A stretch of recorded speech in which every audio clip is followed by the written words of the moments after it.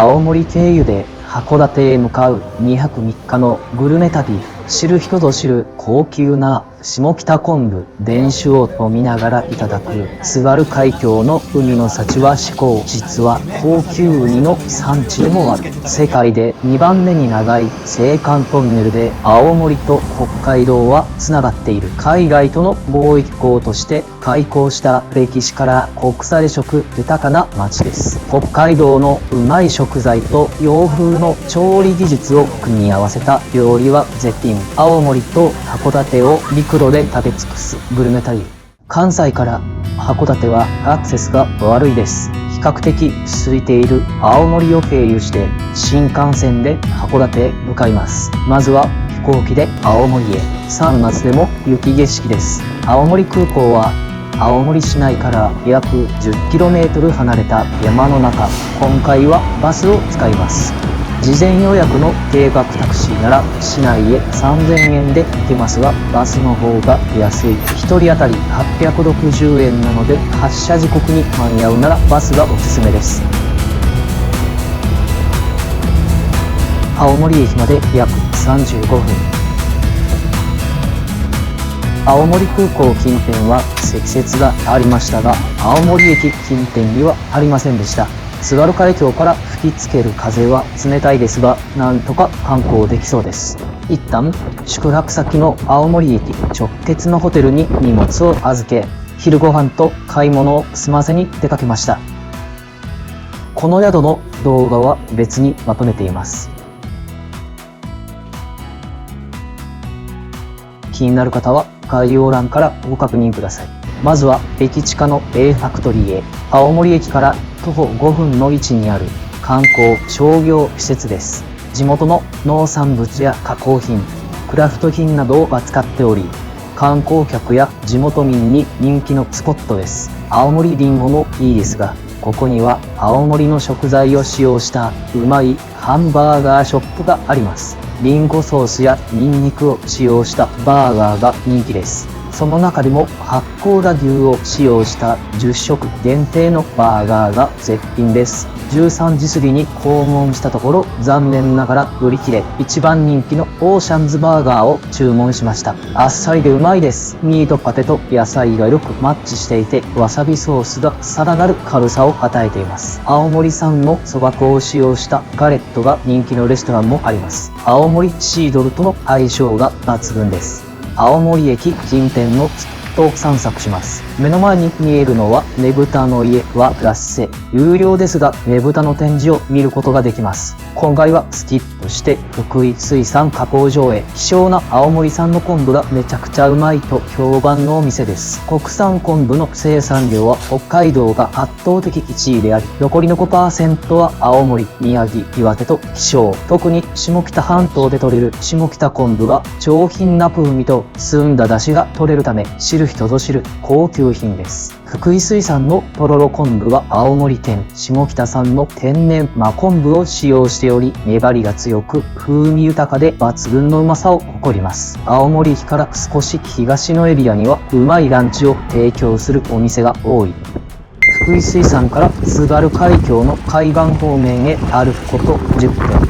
特徴的な三角形のランドマークである物産館があります。お土産物産コーナーと青森の伝統工芸品の手作り体験コーナー、映画館などが入っています。青森県の名産品なら何でも手に入るので、お土産の購入場所として便利。価格は少し高めですが、品揃えがいいので、青森訪問の時は立ち寄っています。また、ここには絶品のアップルパイがあります。季節限定のアムパムアップルです。青森産紅毒を使用しており、優しい甘みが癖になります。青森に来たので、電酒を買いたいが、売り切れになっているお店が多い。この辺りの居酒屋も仕入れに使っている酒屋に訪問し、青森駅アスタムから徒歩5から10分と立ち寄りやすい日本酒セレクトショップ。伝酒やホーハイなどの有名な青森の名酒からトライなどの珍しいお酒まで扱っています。青森以外の希少なお酒も定価販売しているため、本当は教えたくない酒屋です。青森でお酒を購入するなら必ず訪問すべき酒屋です。予約していた寿司居酒屋樽へ。青森駅の東側の新町商店街はあまり観光地っぽさがなくていい。地元民と観光客が半々くらい訪れるホタテ料理の名店おさないもここにあります。急遽のお休みのようで本日は訪問できませんでした。寿司居酒屋樽はもう少し東側に進んだところにあります。寿司職人として50年以上のキャリアを持つ大将が地元海産物にフォーカスし、青森の恵みと寿司と一品料理を提供しています。カウンターに着席し海鮮を眺めていましたが、ツヤツヤで新鮮。突き出しはあんこうの友和え。青森の郷土料理で肝と身を荒れたものを一晩寝かせて味付けした料理です。ねっとりとした旨味があふれてうまい。北の荒波に揉まれた地魚のお作り盛り合わせは事前予約必須。1人前で2000円と値段は張りますが、それだけの価値はあると思います。地酒の天酒と海鮮を一緒にいただくと最高です。大間産のウニなど全国的には出回っていない食材も多数。郷土料理のホタテの焼き味噌もうまくて安くて最高です。後輩リブレもいただきましたがめっちゃうまいです。鮭ハラス、北海道のあっけしの牡蠣、鉄火巻きなど満腹になるまでいただいて2人で1万円とちょっとでした。本日は青函トンネルを通って函館へ向かいます。早朝 A ファクトリーの近くにあった青函連絡船メモリアルシップ八甲田丸を見学。内部にも入れるようですがお腹が減りました。青森駅のそばに人気の煮干しラーメンや長尾中華そばで朝ラーします。ここの店主はもともと青森出身の和食の板前の経験があり、出汁へのこだわりが強いです。煮干しの旨味と力強さに惚れ込み、ラーメンへの転向を決意し、ラーメン屋をオープンしました。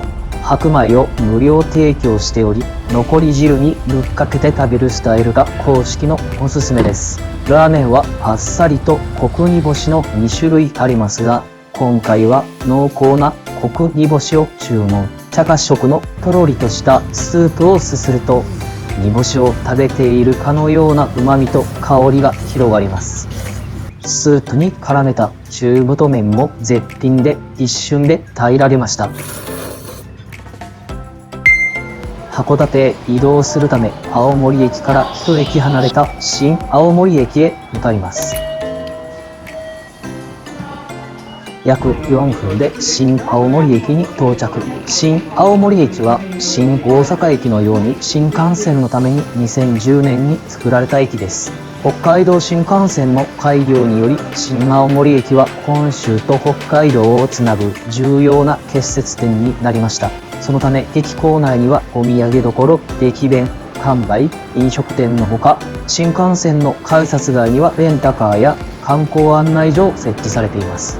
一方、新しい駅のため空港へのアクセスが悪い新青森駅から青森空港へ直行するバスや電車がなく、青森駅経由で向かう必要があります。対価重視ならタクシー会社が定額で新青森駅から青森空港へ送迎するサービスがあり、利用をお勧めします。本題に戻って早得にて 40% オフで購入した特急券と乗車券を利用して新幹線に乗ります。奥津軽今別駅の月はもう北海道札幌ビールの勢力圏に入っているのを感じます。アナウンスが観光列車みたいで青函トンネルについて詳しく教えてくれます。世界最長の海底鉄道トンネルとして1988年に開通。建設には約24年を要し、1400万人が工事に関わったようです。開通から35年以上が経過し、老朽化の問題も指摘されています。青函トンネルの暗闇を25分間堪能していると急に明るくなりました。北海道です。トンネルを抜けてすぐの駅名が木古内であり、北海道らしさを感じます。新青森駅から約1時間で北海道新幹線の終着、新函館北斗に到着しました。新函館北斗から函館までは在来線で向かう必要があります。函館ライナーに乗り換えれば約20分で函館到着です。函館はかつて日本の開国とともに発展した国際貿易港でした。函館山の夜景、五稜郭、湯の川温泉など観光地にも恵まれ、津軽海峡の海の幸、北海道の豊かな大地で育った野菜や肉などグルメも豊富。まずは函館駅近くの函館駅前横丁へ。2019年12月に JR 函館駅前にオープンした大型複合商業施設内の一角で、昭和レトロな雰囲気が魅力の飲食・物販エリアです。お昼に伺いましたが、夜メインのお店が多かったです。一旦函館バスで宿へ向かい、荷物を預けます。宿泊先は函館駅から東へ 5km ぐらいの距離にある温泉地。この辺りはイカ漁が有名で、夏場はイザリの日が美しく見えるそうです。湯の川温泉の宿、望楼野口函館です。美しい館内と温泉付きの100平米を超えるスイートルームに2名で宿泊し、約4万円台でした。この宿の動画は別にまとめています。気になる方は概要欄からご確認ください。五稜郭を観光すべく路面電車に乗車します。スイカやイコカなども交通系電子マネーが使えます。ちなみに路面電車には1日乗車券があります。600円と安価なので、函館観光するなら購入すべき乗車券です。交通系電子マネーで乗車し続けて結局損してしまいました。五稜郭の最寄り駅、五稜郭公園前で下車します。ラッキーピエロがありましたが、残念ながら今じゃない。最終日のお昼ご飯にいただきます。五稜郭タワーが見えてきました。2006年に高さ107メートルの2代目に建て替えられ、高さ90メートルにタワー展望台があります。入場料が1000円しますが、五稜郭が美しく見えるのでおすすめです。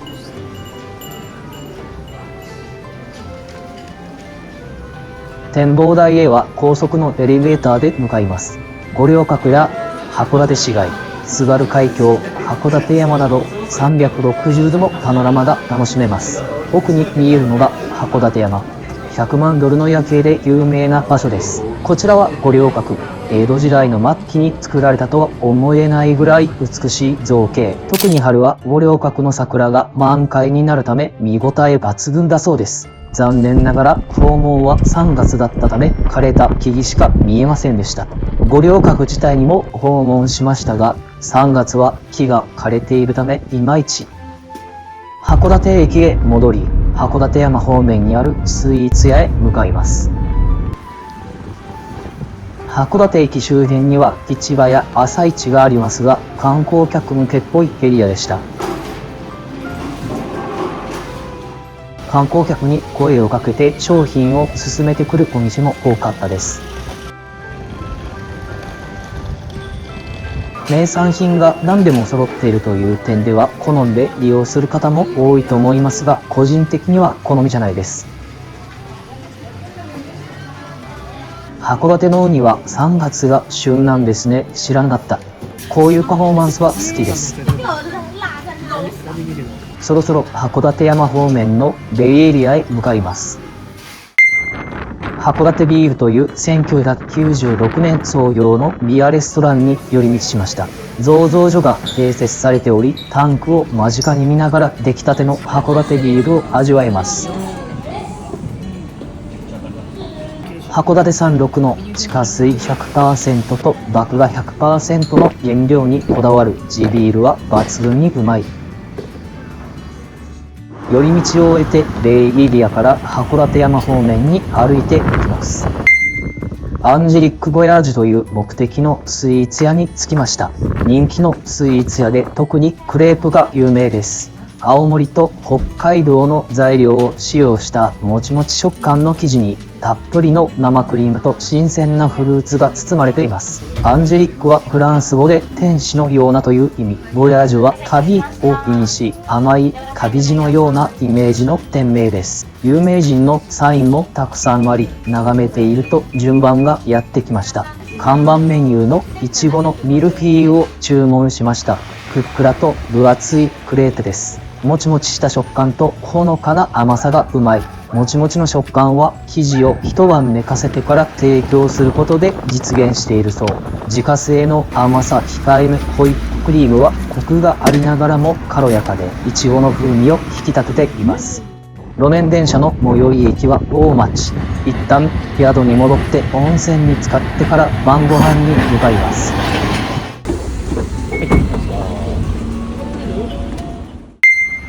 五稜郭近くにある和洋折衷の創作居酒屋二代目左平次。地元食材を生かした日本酒に合う料理が地元民に人気です。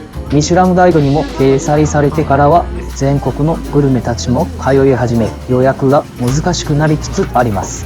本日も満席です。日本酒と料理のマリアージュを楽しむお店とあって日本酒の種類が多い。どうせなら函館の日本酒が飲みたい。5両を注文。あっさりしていて飲みやすい日本酒です。料理は大ぶに和牛ステーキ、大沼三元豚のロースト、ホッケのアクアパッツァなど素材だけではなく調理技術が要求されるものが多いです。好きなものを頼めというスタイルは全くの同感。前菜が来ましたが、やばい、これで一人前です。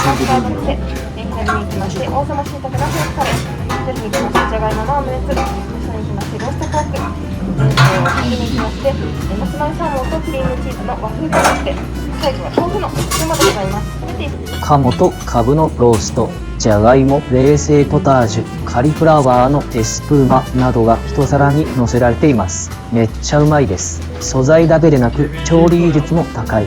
こちらは函館の郷土料理、牡蠣の松前焼き。昆布だしが牡蠣に移って香り高い一品です。地元民に人気の中村さんの漬物。これがうますぎて箸が進みます。こだわりつくね。塩で提供するのは味に自信がある表れ。小国和牛ステーキ。火入りが完璧で美しい。口に入れた瞬間ふわっと溶けて飲めそうです。王様しいたけのガーリックオイルに濃厚なしいたけの旨味で締めです。素材レベルの高さ、調理技術の高さを同時に感じられる最高の居酒屋でした。